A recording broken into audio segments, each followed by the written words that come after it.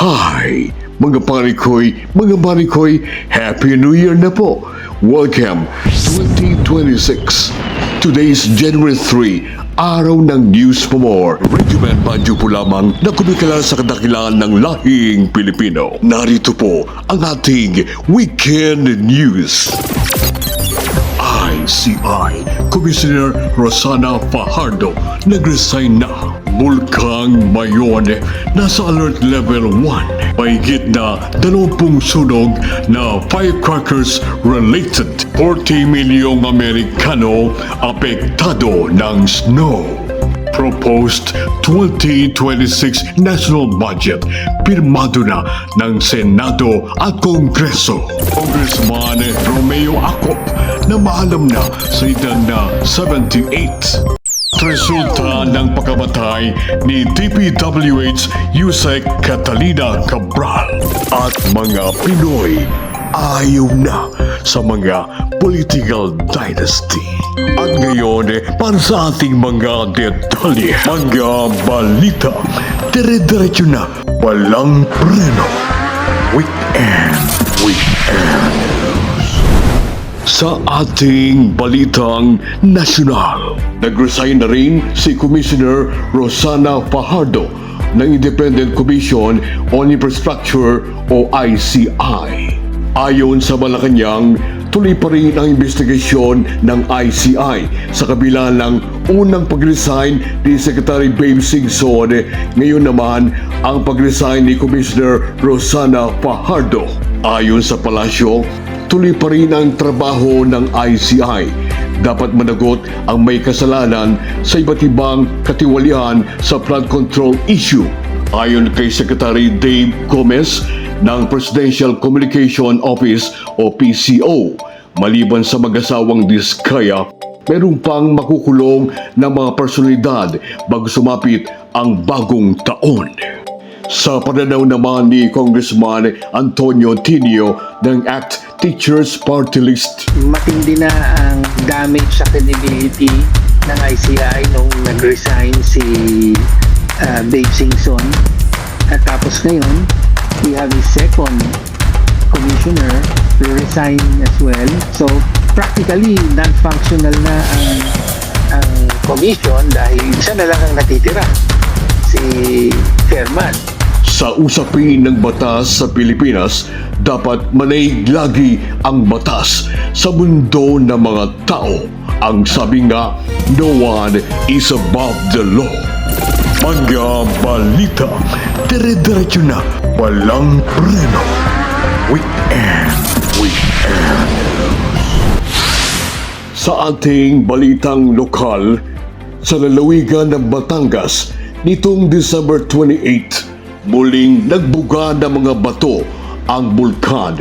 Nakapagtala ng 33 rockfall events sa monitoring ng PBOX. Dahil nasa alert level 1 ang bulkan, pinapayuhan ng mga residente na umiwas sa 6-kilometer radius danger zone ng bulkan. News Bumble.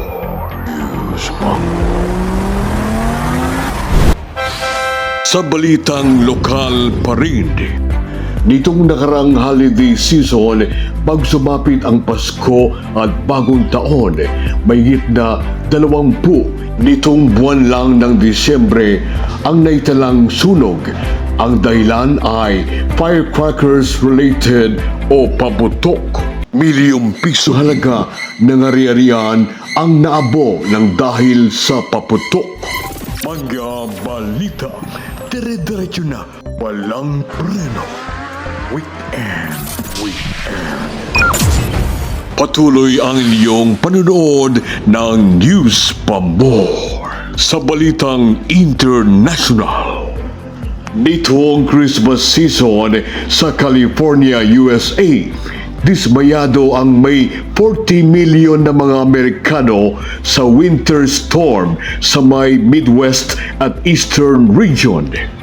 Libo-libo na mga air flights ang delayed at kanselado sa dami ng mga travelers na nakaschedule bumiyahe sa Christmas season. Sa daan pa lang patungong airport, heavy traffic na. ang naranasan ng mga travelers. Mga balita, dire-diretso na, walang preno. Weekend. Sa ating balitang nasyonal, pirmado na ng Bicameral Committee o ng House of Congress at Senate panel ang 2026 proposed national budget ayon sa ating mga mababatas, Senator Sherwin Gatchalian at Congresswoman Micaela Swansing. Ngayon sa Committee on Appropriation Staff at dito po sa LBRMO na hanggang ngayon hindi pa ho natutulog. Almost 1 month na ho sila hindi natutulog para po masigurado na itong ating pepermahan ay na-review ng mabuti. Ayon ho sa kanila, 5 beses ho sila nagpo-proofread nitong libro na ito. This is about 4,300 pages na binasa ho nila ng 5 beses. Ito pong budget na ito ay talagang pinaghirapan na buuin ng Kongreso at ng Senado at ginawa po namin ang lahat para ito po ay maging transparent, accountable, siguraduhin po na ito ay tunay na tumutugon sa pangangailangan ng ating mga kababayan at higit po sa lahat. Ginawa po namin ang lahat para po siguraduhin na ang ating pong budget para sa taong 2026 ay tunay na mapagkakatiwalaan ng ating mga kababayan.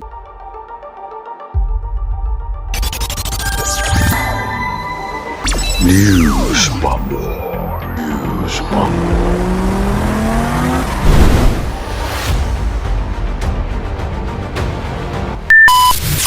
Patuloy ang iyong panonood sa News Pa More sa Balitang Nasyonal. Sa edad na 78, namalam na si dating Police General, lawyer at 2nd District ng Antipolo, Congressman Romeo Acop.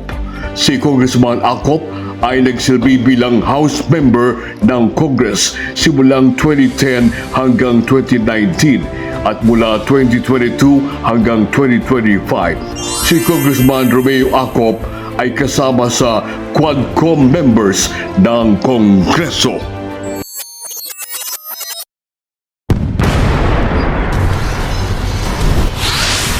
Muli sa Balitang Nasyonal.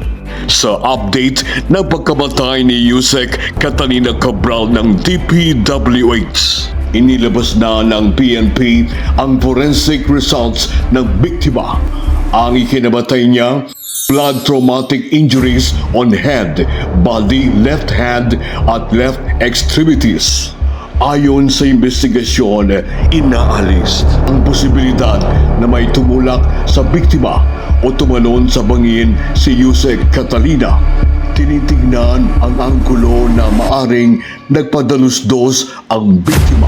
Samantala, naniniwala naman si Baguio City Mayor Benji Magalong na walang foul play sa pagkamatay ni Yusek Cabral. Ayon pa kay Mayor Benji, maaaring may planong pagpapakamatay di umano ni Yusek Catalina dahil sa bigat ng kanyang dinadalang problema. Personally, I'm convinced na talaga walang foul play. At kung yung pinagtutudahan naman kung talagang si Ibis Cabral nga talaga yun, wala rin akong patuda-tuda na talagang si Yusek Cabral yun. Meron siyang all indicators na nagpapatunay na may plano siya. Tulad nung pag-recover ng 13-inch knife doon sa loob ng bag niya na was subject of a search warrant. Ang ginagawa ng 13-inch knife pagkilyo doon sa loob ng bag. Yung knife na yun, hindi naman parte yun ng mga utensils ng hotel. Tapos may mga depression drugs siya or anti-depression drugs.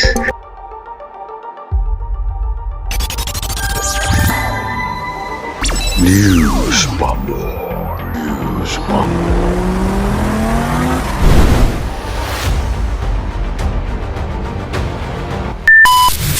At sa ating huling balita, ayon sa survey, ayaw na ng mga Pilipino sa political dynasty na nangyayari sa ating bansa.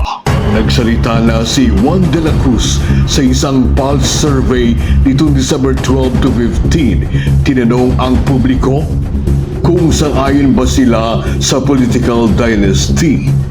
Sa 1,000 Pinoy, 54% ang nagsabi ng yes na dapat na aprubahan ang anti-dynasty bill. 18% naman ang no at 27% ang undecided. Sa mga issues na nagaganap ngayon sa ating pamahalaan, ayaw na ng mga Pilipino sa political dynasty. Kaya't marami na mga Pinoy ang sang-ayon na dapat nang may pasa ang anti-dynasty bill sa Kongreso.